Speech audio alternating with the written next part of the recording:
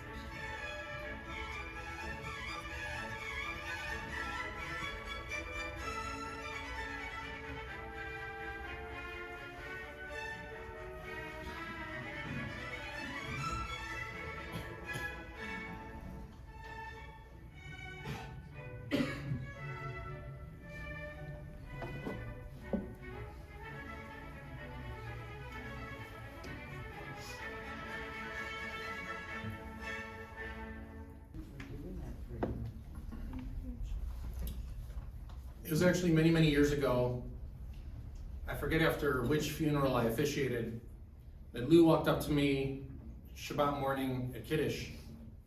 I was drinking coffee by the coffee urn there, and Lou said to me, "I've been thinking about it, and I really want you to officiate my funeral."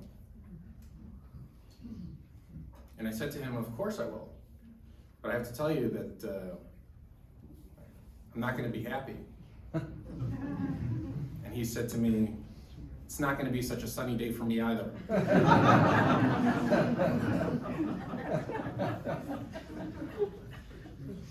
And then he had this boyish smile, because if you knew Lou and he told you jokes, the more inappropriate the joke, the funnier the joke, the bigger the smile, like he was getting away with something that he shouldn't be doing. Sometimes it was accompanied with a loud "Lewis" that Diane would say immediately following. The louder the Lewis, the funnier the joke. More inappropriate the joke.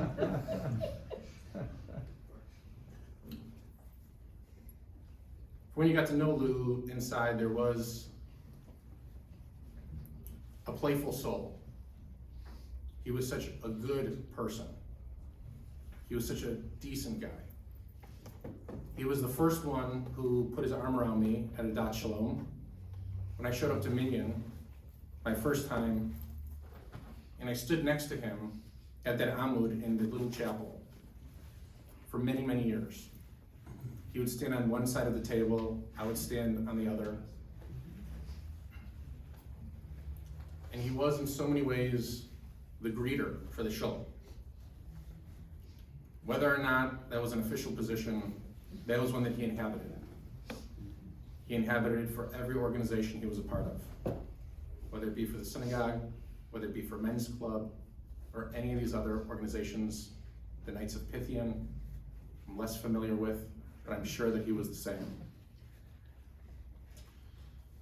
I just told Diane this story, but several years ago,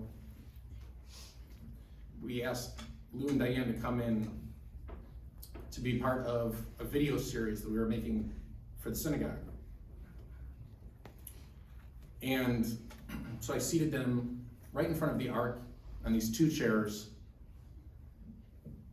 and Diane pulled out this pamphlet of paper that she had prepared, a 15-page dissertation about how wonderful the synagogue was, how amazing the community was, and how important I had been to them.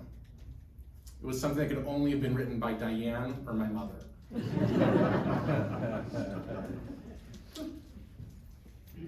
And then following, 20 minutes of a video, and in my mind the whole time I'm thinking, this is so beautiful, and we're only keeping 20 seconds of this, so I don't know how much longer to go. Diane turned to Lou, and Lou simply said, the chemistry between Rabbi Leibovitz and Cantor Schatz is like the dynamic between Abbott and he began laughing so hard that he couldn't get out the last word. It was a great moment. So I said, all right, we'll do it again because it's a good line. That we might use, so let's do that one more time. So we tried. The relationship, the dynamic between Rabbi Leibovitz and Cantor Schatz is like Abbott and the laughter just returned right away. Over and over again. Lou was one of the most thoughtful people that we had in our community. And if you really got to know him, he was also one of the most playful. And our synagogue meant so much to him. And so I'd invite you all to open up your booklets in front of you to Psalm 23. Rabbi Lefkowitz will lead Psalm 23 in the Hebrew, and then we'll all join in together for the English. It's on page 18 and 19.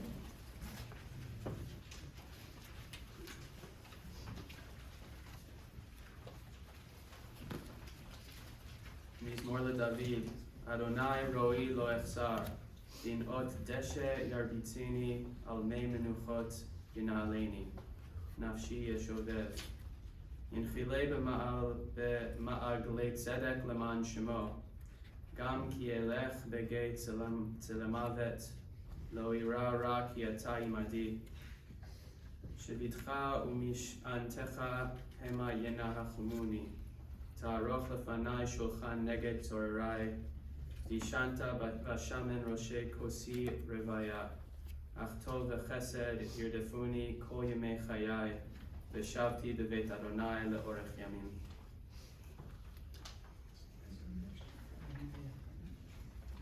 The Lord is my shelter, I shall not want. He maketh me lie down in green pastures. He leadeth me beside the still waters. He restoreth my soul. He guideth me in straight paths for his name's sake. Yea, though I walk through the valley of the shadow of death, I will fear no evil, for thou art with me. Thy rod and thy staff, they comfort me. Thou preparest the table before me in the presence of my enemies. Thou hast anointed my head with oil, my cup runneth over.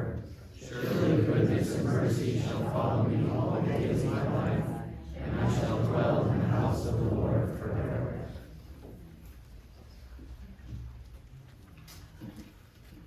And now I'd like to call upon Lou's daughters, Sarah and Jessica.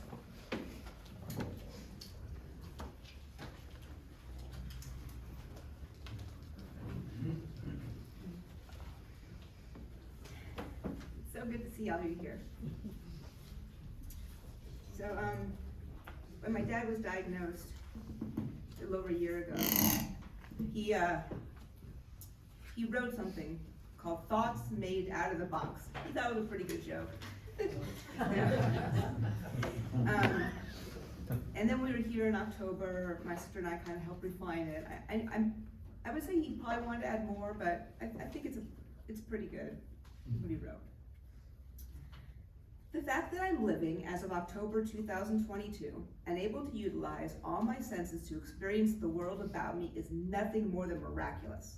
It is not necessary, in this context, to discuss my existence as either the result of a divine hand or a throw of the dice. Suffice it to say that, at specific times, two people, my parents, and all those before me met, courted, and all that which followed their getting together, produced what became me, and therefore I am here, at least as a living, thinking organism. The trade-off is that as a living organism, there will be an end to my life. What got me thinking this way is my love of classical music. Among others, I experienced the beauty, often emotionally, of the music of Mozart. To wit, what you heard, his clarinet concerto K622, which to me is one of the most emotionally beautiful pieces. And I am so saddened that he died at the age of 36. I think of what music the world was deprived of had he not been able to live longer. But then, are we not blessed that he lived to that age and gave us what he'd already produced? Should I not be grateful for what we have rather than to lament what might have been? So in the same way, I feel blessed to be alive and to experience his music, as well as those who died at early ages, Schubert, Mendelssohn, and Gershwin, and that of all others, even if not necessarily so beautiful. If I were not alive, I would not have experienced all this. So, rather than think of death, I choose to think of life and do my best to make it meaningful and enjoyable to me and to others.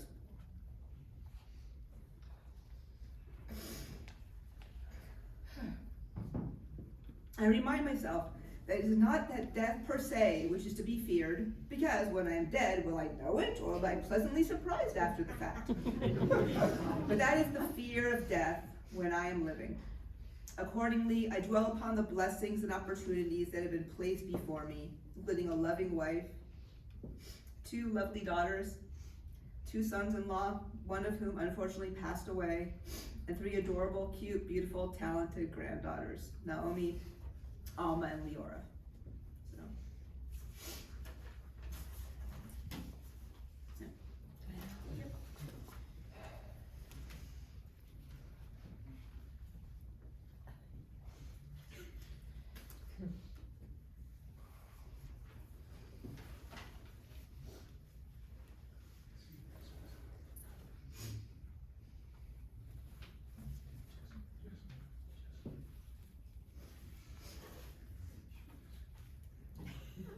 I have my dad's handkerchief here, just in case. I'll remember my dad for the way he loaded the dishwasher with precision and exactitude, for packing the trunk for vacation and folding sheets so perfectly you'd think they were ironed, for the way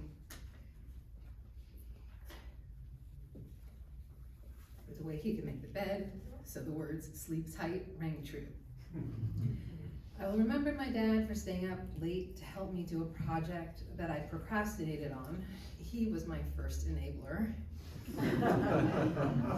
For needing to read the entire chapter in my math book so he could help me do my homework, and showing me the most roundabout way, but in a way that I understood. I will remember my dad as the remover of bugs that invaded my room, for his delicious cooking and carving the Thanksgiving turkey with the electric knife. I will remember him always having a camera at the ready and for taking a million photos. I will remember my dad listening to the Metropolitan Opera blasting from every speaker in the house and to the classical music station or NPR on the car radio. I will remember him for making sure we turned out the lights when we left the room and to always put things back where we found them. But what my dad will mostly be remembered for, besides the dishwasher loading of course, is exemplifying Jewish values. His welcoming people at Shul with a ready smile and an enthusiastic handshake, or welcoming them into his home, for giving his children a Jewish education, for observing the Jewish holidays, celebrating simchas, visiting the sick, and making sure there was a minion. To put it succinctly, for being a mensch, this is how he will be remembered.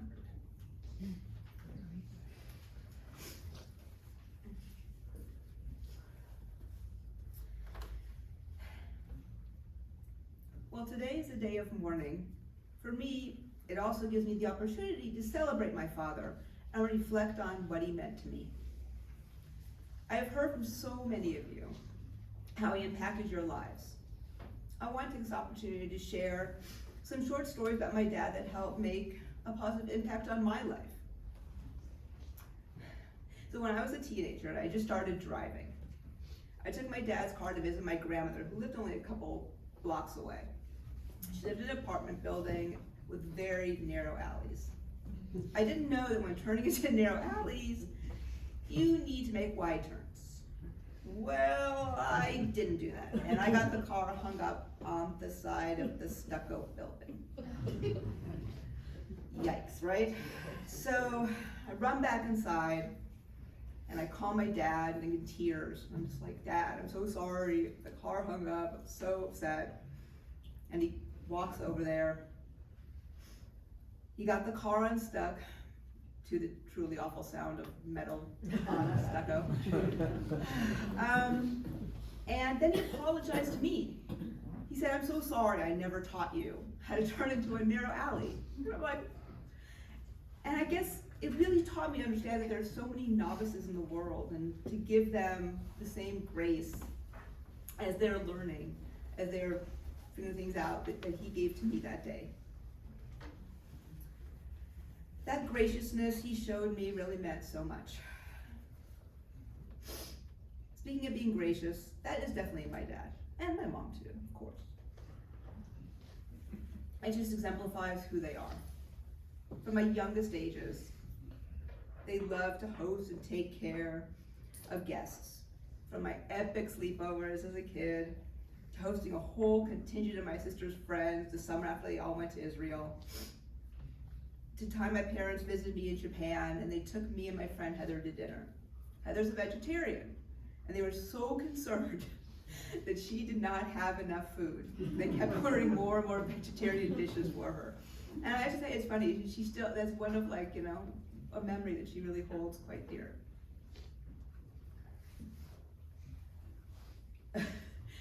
He was also actually showed a lot of graciousness to the boys and gentlemen that we brought home. He was always welcoming, never made them feel like weird. In fact, funny story, when Todd and I just started dating, when my parents came to visit in Raleigh, and we all went to dinner together, and Todd was gonna walk me back to my car so I could drive. I was gonna go pick him up. My parents at the restaurant, I was gonna go pick him up.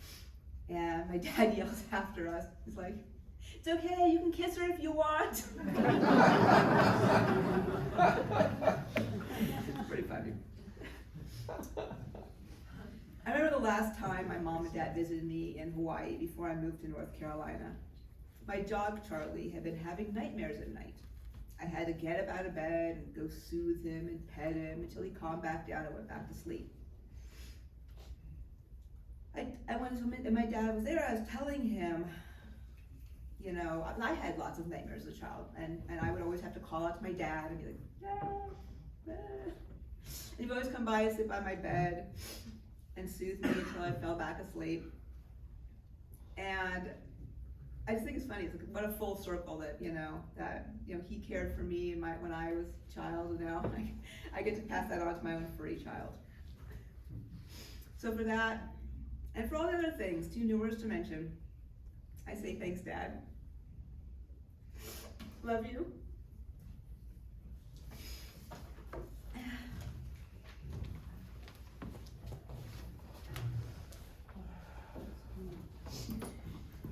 And that was sent in Jerry Silverman.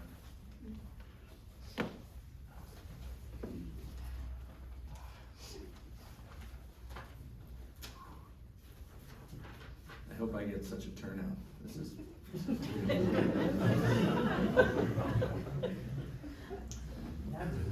Right, not too soon.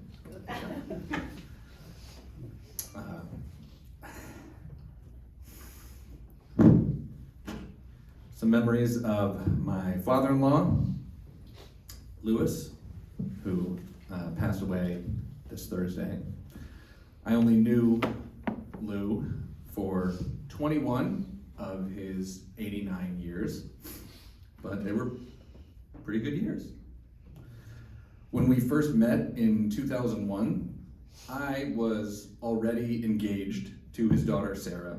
I was a sight unseen fiance from a small city in Florida with no career history to speak of, whom his daughter had engaged while both of us were living abroad. So I was pretty nervous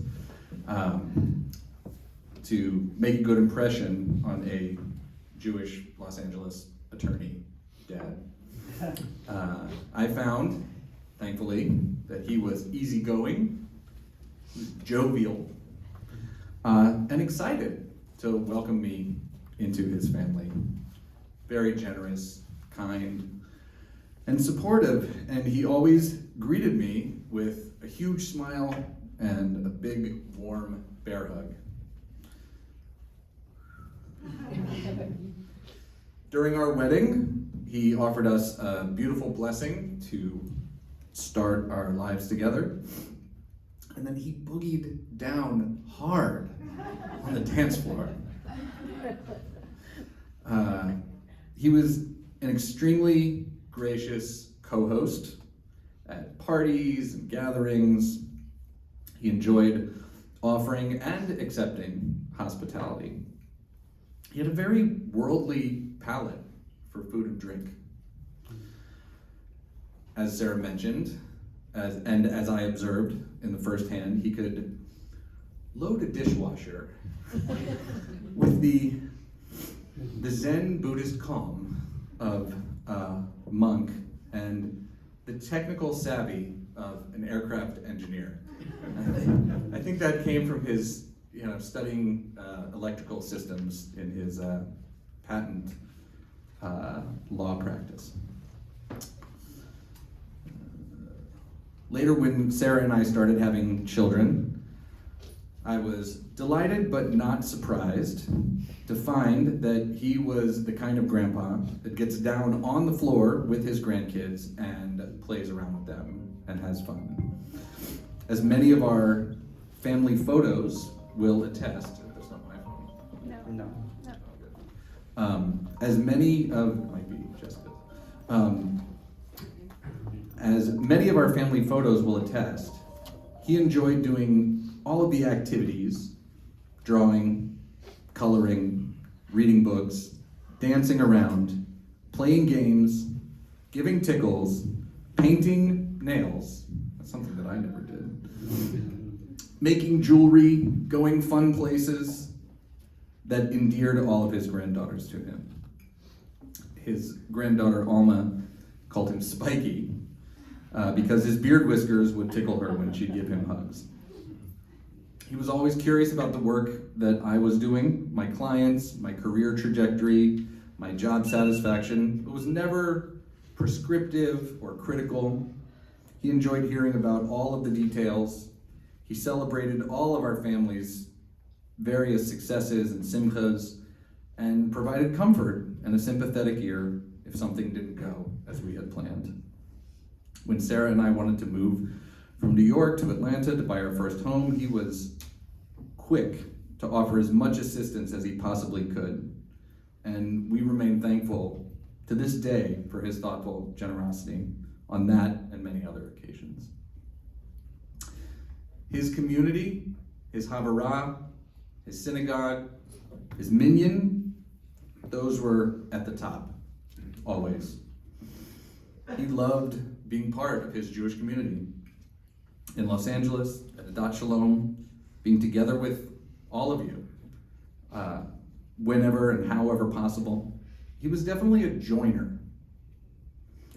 And he belonged to many different professional and religious groups over the years, generous giver of tzedakah, and so to so many of the causes and organizations whose work he believed in. As was mentioned, he also loved opera and classical music.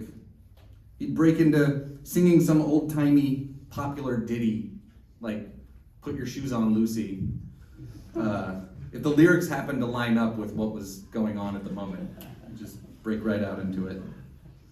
He loved to travel. He did it actually quite a lot. I was always impressed by how quickly and easily he would make plans to be together with us for important occasions, even when his mobility was getting more challenging. And I never heard him complain about any of the health challenges that he faced. In an email, he described himself as hopeful and concerned, but not worried. And that kind of encapsulated, I think, his outlook all the way through his final days. I am eternally indebted to him for fathering Sarah, to whom he clearly transmitted all of the Zen Buddhist calm necessary to arrange our dishwasher,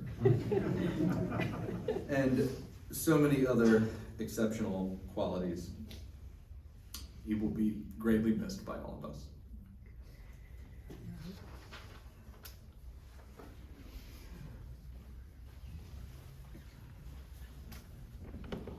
And now the love of Lou's wife, Diana.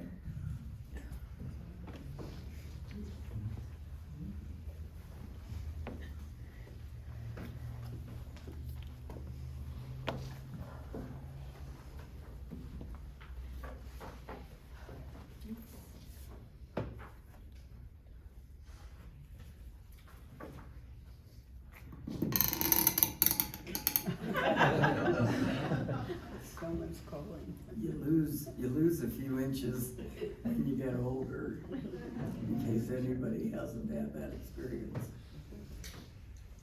How do you wrap up the life of a man of 89 years when he gets a diagnosis of terminal cancer and says, that's life? He didn't say, why me, or try for more sessions of chemo. But he was curious about the process of cancer and death, and our wonderful hospice nurse answered all of his questions when he asked them. Lou was always a seeker of knowledge. He always wanted to know how things worked. It's what made him such a good patent attorney. It's why he had so many loyal clients. It's also why he loved history so much. And it was one of the ways in which we bonded. Because I was a history major and loved studying and reading about why countries ended up the way they did. And he had that same curiosity. Lou loved classical music and opera. Most opera lovers don't marry each other, but we were lucky. I had fallen in love with the opera in high school after hearing operas performed on the radio. Lou grew up with it in his home and even attended opera at the old Met before Lincoln Center existed. I attended opera here in LA at the Shrine Auditorium with the San Francisco Opera Company up in the new nosebleed section, what I could afford at that time. Then we fell in love and blended our love of opera in our marriage. We listened to KUSC on the radio, usually in the car, and Lou would recognize the composers. And he was correct. About 97 out of 100 times. From Brahms to Schubert. I mean, he would, the music would start and he'd say, oh, I think it's whatever. And he'd be right. It was amazing. It was always fun to travel with Lou because we did fun things as well as take in the historical sites. And we loved to try out the delicacies and wines and beers of the area we were exploring. One of our favorite vacations was the tent camping one we took to Teton National Park in Yellowstone with the girls. We tent camped and visited about 3 different venues in Yellowstone after going to Tetons. And once we woke up to a female moose walking through our campsite, sort of like that, was it Northern Exposure? It was just like that. There was this moose walking through our campsite. We took long hikes and went whitewater rafting. It was such a fun adventure. At the end of that trip, we were at Crater Lake, and we all hiked a mile down to the lake for the boat ride. We then hiked Garfield Peak up there, being careful because the snow was still covering, even in August, half the trail. Lou was game for everything, and thank heaven, knew how to put up, clean up, and take down a tent. Also, how to keep the food away from the bears and other animals. But Lou, most of all, was a great father. He always worried he had not done enough. But I reminded him about the way he organized the girls' college applications and maintained that file with all their essays, apps, responses, etc. for each school they had applied to. He and I made sure, I wanted to get this in, Jessica, that Jessica got to High Venice High before 7 a.m. each day while she had AP Chemistry, because Mr. Erdman was available for extra tutoring. Lou never complained. Lou always welcomed the girls' friends to the house. He always welcomed our friends and cooked many a dish, especially a mean chicken Bordeaux. Even better, he did the dishes too. But before I met Lou, he had attended Columbia College for a 5-year BA engineering degree. He went to work in the patent office after as an examiner, and then applied for and was accepted by George Washington University Law School. But then came the draft. Remember that? We used to have a draft. GW held his place, and he was sent to Redstone Arsenal in Alabama with the US Army, where all the German rocket scientists were, who we Americans had gotten, including Werner von Braun. After 2 years, from May 1957 to May 1959, that's when he was at Redstone Arsenal. Lou entered law school then, though he still remained in the Army Reserve for 4 more years until 1963. He regaled me with stories of his experiences there. But one story he told was very funny. While he was there, a famous German quartet came to the United States to play. It played in New York City. It played in Detroit. And it played in Huntsville, Alabama, where Redstone Arsenal was located. And he was able to attend. Those German scientists got the best of everything, right? He got to see several interesting performances while there, thanks to our rocket scientists. And I guess we got to the moon first. Lou and I hoped this would have been a great traveling year, but it was not to be. Lou left peacefully, with dignity and the loving wishes of so many people who saw what a mensch he was. He loved his minion. He loved the shul and the entire community.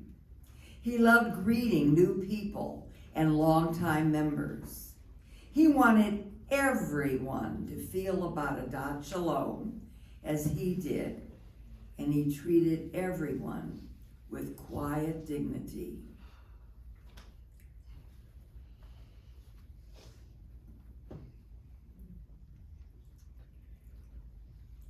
But what did I lose? A partner to whom I could refer to something historical or political, and he would get it without explanation. Someone I could mention something to in the area of movies, and though he wasn't an expert in that field, would occasionally surprise me and know it before I could think of the answer. His memory was prodigious for cities he'd visited even 10 or more years later. He had an incredible recollection of directions and also a sense of direction which saved us from wandering the Sierras into the Sierras while hiking in Sequoia National Park after the big snowstorm of 1968-69. I said, there? And he said, no, over there. Good thing I followed him. All the directional signs had fallen in the snow. If we'd gone that way, we would have been in the Sierras. As it was, we had to go slide down a hill on our backsides. But we got to the road. I found he was a good dancer on our first date when we went for drinks and dancing after the theater at the top of the hotel at Beverwill and Pico. They used to have a band, an orchestra, and drinks and dinner up there. It's where he found out I was a cheap drunk. I ordered a Bloody Mary without the alcohol. He showed his granddaughters what a great dancer he was at Jessica's wedding when he twirled all of them on the dance floor. He was delightful with the girls, reading to them, talking to them, and sleeping with them tucked in his arms. My favorite photo is of him sitting in his office, seriously concentrating on polishing Leora's fingernails. I can't leave without mentioning his love of animals. Our several cats, from Ketsi to Kuro and Benji, who waited for the hamotzi because he loved bread. And Jessica's dogs, especially Fritz, always remembered him and loved to play ball with Lou. When Lou got the word that all had been done that could be, Rabbi Leibovitz said to me, "Now you do not pray for healing, but for compassion and mercy." I believe my prayers were heard. Lou did not suffer unduly. He slipped away looking peaceful. Thank you, Lou, for 54 years of partnership.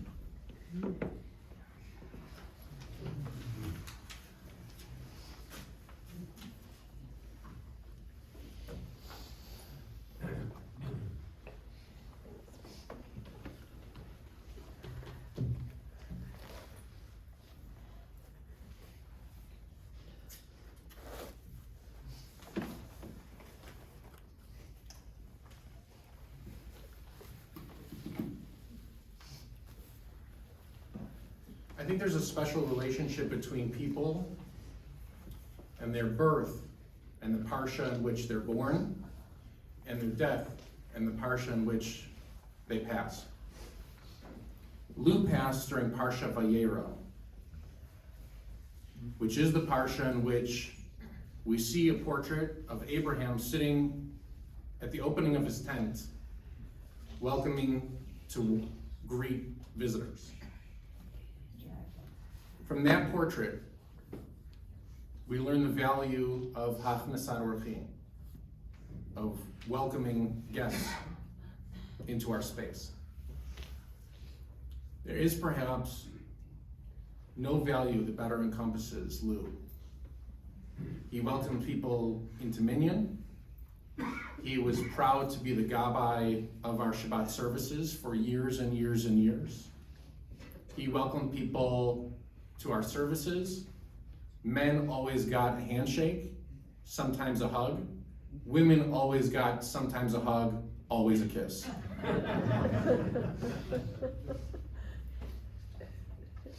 And yet there was something special, because we've all been welcomed to places before and can't remember the welcomer. We've all walked into a hotel or a restaurant and said, it's a very welcoming space, and yet somehow the welcome was not memorable. There was something very unique about Lou. After morning minyan, for years and years and years, we'd all have coffee. Everybody enjoyed coffee and kibbutz. But Lou wouldn't drink coffee, so we had to bring a stash of hot cocoa. So my mom, the barista, would line up everybody's coffees, and Lou would always have a special cup waiting for him of hot cocoa. Because there was something playful about Lou. There was something, as sophisticated as he was, there was a fun in him that rang out hot cocoa. It wasn't just Hachnasat Orchim. He didn't just give tzedakah. Lou was tzedakah. Lou walked around the minyan carrying the pushki for tzedakah, and I learned a lot from him, because I watched as a new rabbi him walk around the minyan and interrupt people during their Shemona Esrei while they were having these private, reflective, meaningful moments. He would jam the pushki in front of their face.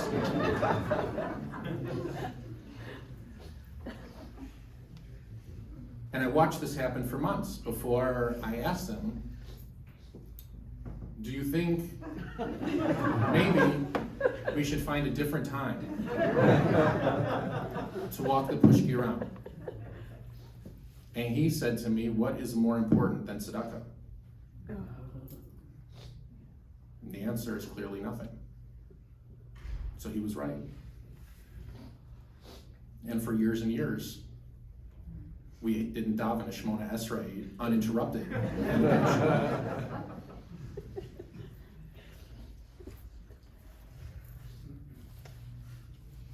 He didn't just possess the value of love, he exhibited the value of love.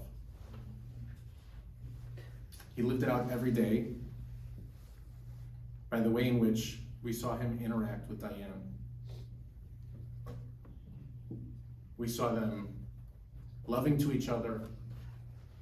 We saw them always together, supportive of one another. For years and years during COVID, we saw them trapped in Petra together because the background on their computer. For years I would ask them, can I help you get out of Jordan?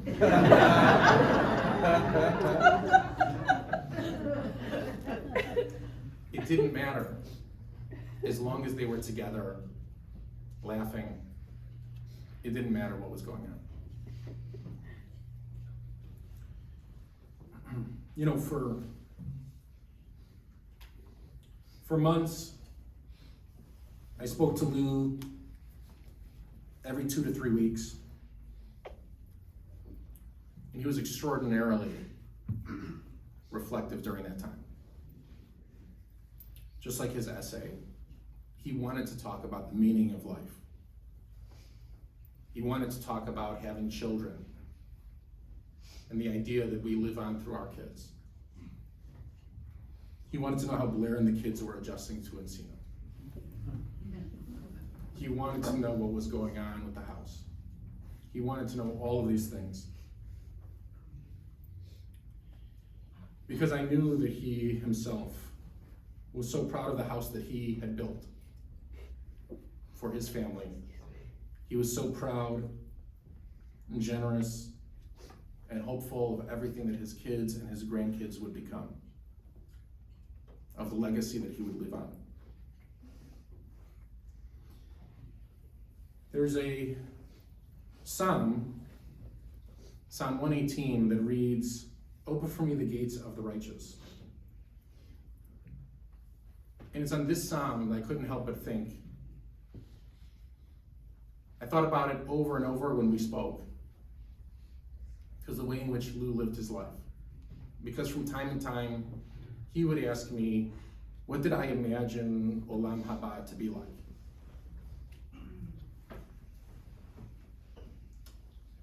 Well, this afternoon I'd like to share with you that our rabbis taught a midrash, a story, that at the end of our days, Jews approach the gates of Olam Haba. And they would say that at the gates, each of us will be asked several questions. The first question will be, what was your occupation? And if one answers, I fed the hungry, then the greeter will say,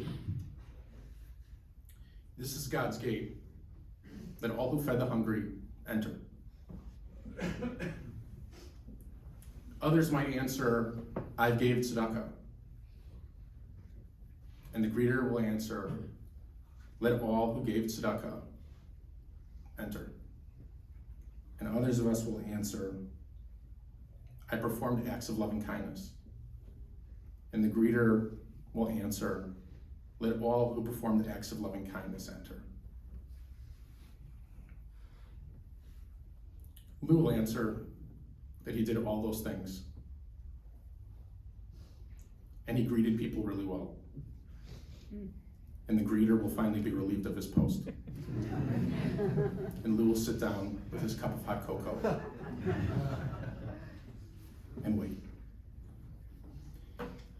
May the memory of Lou Sternfels, Levi ben Mordechai, who I called up to the Torah so many times, let his memory be a blessing for his family, for his community, and for all of Klal Yisrael. Please rise as I recite Ellen.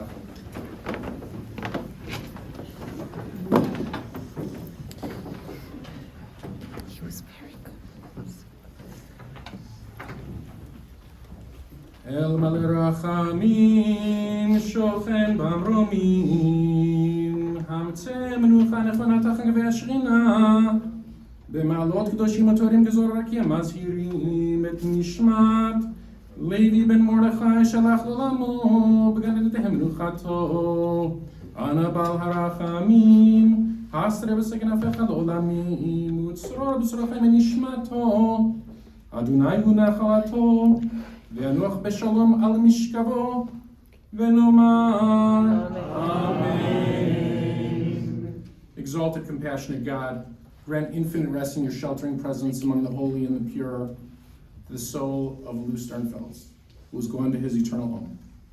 Merciful One, we ask that our loved one find perfect peace in your eternal embrace. May his soul be bound up in the bond of eternal life. May he always rest in peace. And let us all say, Amen. Amen. You may be seated.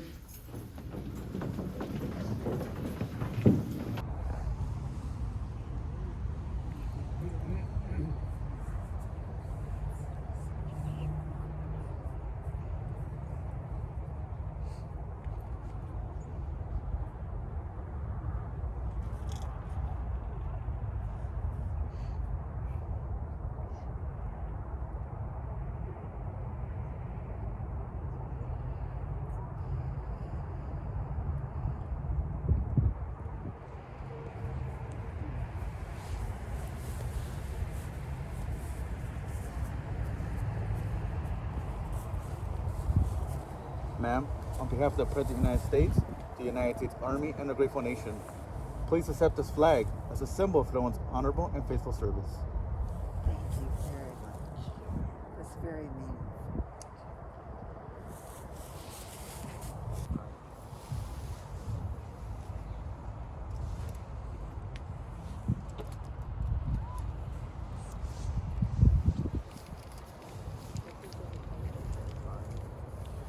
We begin the ceremony with the oldest tradition in this ritual, which is the tearing of the ribbon, the kriya, found in the book of Breshit, that Jacob rents his garment after he hears about Joseph's death. And now we participate in the most modern of our Jewish rituals, only approximately 100 years old. Rav Kook wrote that all Jews should be buried with earth from Israel, so that we are connected not only during our lives, but we're connected as a people even after our time here on earth expires. And so I'd like to call up Diane and Sarah and Jessica and the entire family.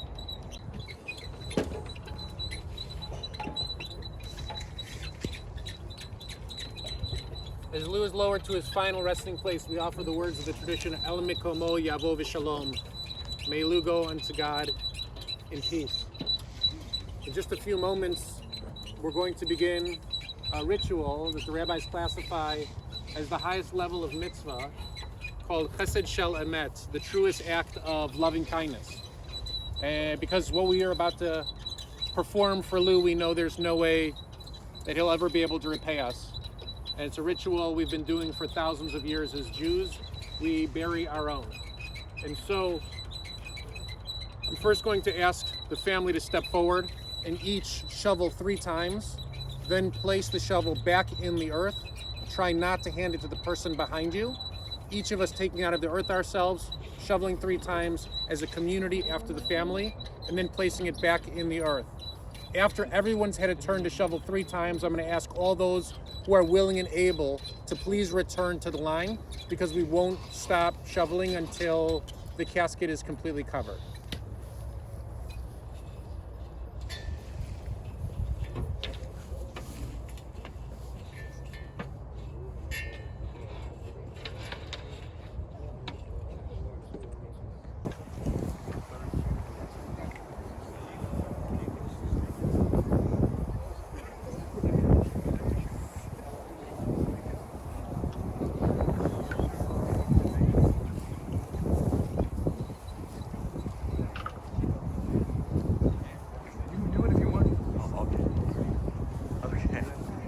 If you want to, you can.